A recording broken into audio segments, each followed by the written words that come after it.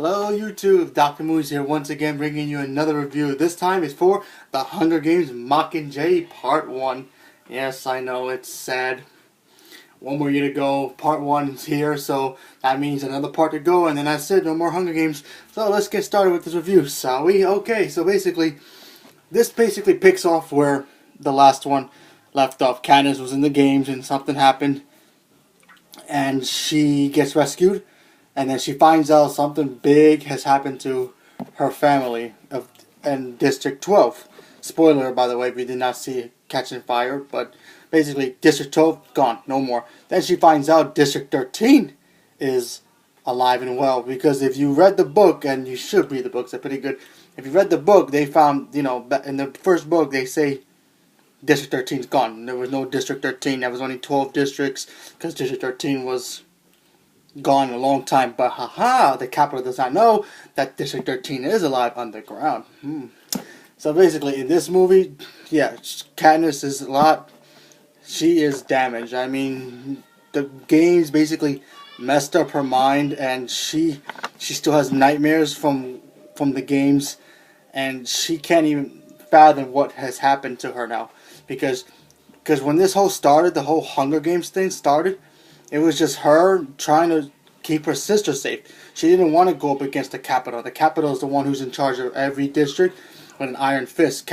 President Snow, he's a very, very powerful dictator in a way, and he puts the fear in everybody. So in this movie, Katniss has to deal with, because now everybody's starting to believe that they want her to be the hero that they need to stand up to the Capitol and finally get back the district's rights and freedoms, because all the districts, they are, especially the poor ones, they're all afraid of the Capitol, because the Capitol is so powerful that even if you speak against the Capitol, you will get killed. They will probably bomb your house, bomb your town, even bomb the whole district, for all we know.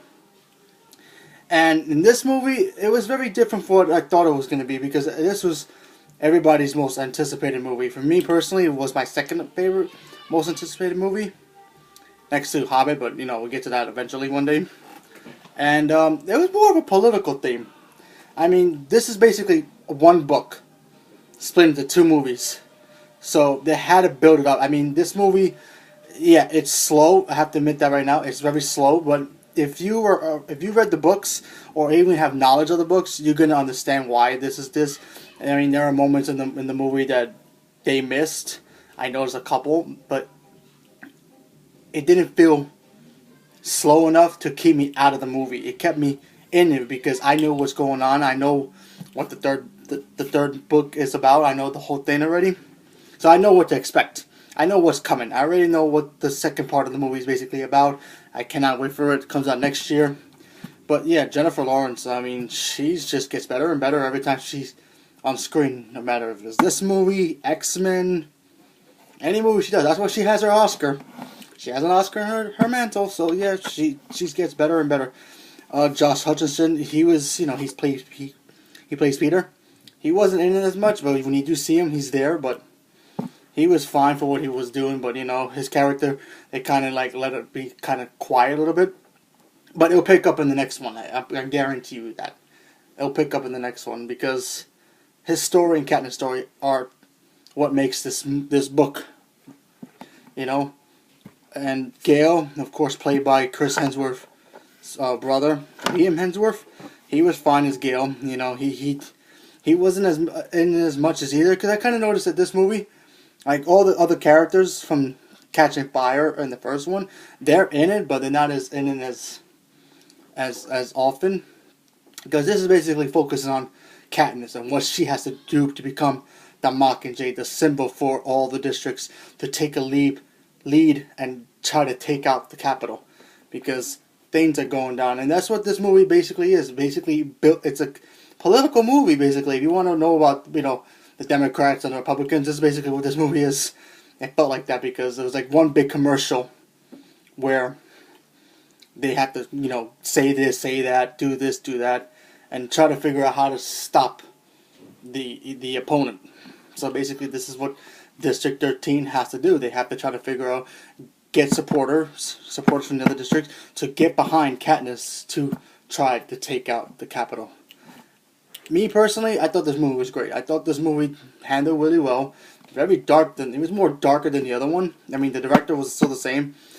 And he did a very good job. I liked it. And I can't wait for the second part. Because, like I said, I know what's going to happen. I already know what's going to happen. If you've not read the books, you should read them. Because if you didn't read them, you're going to get really lost in this. Because you have to understand the book first to really understand the movie.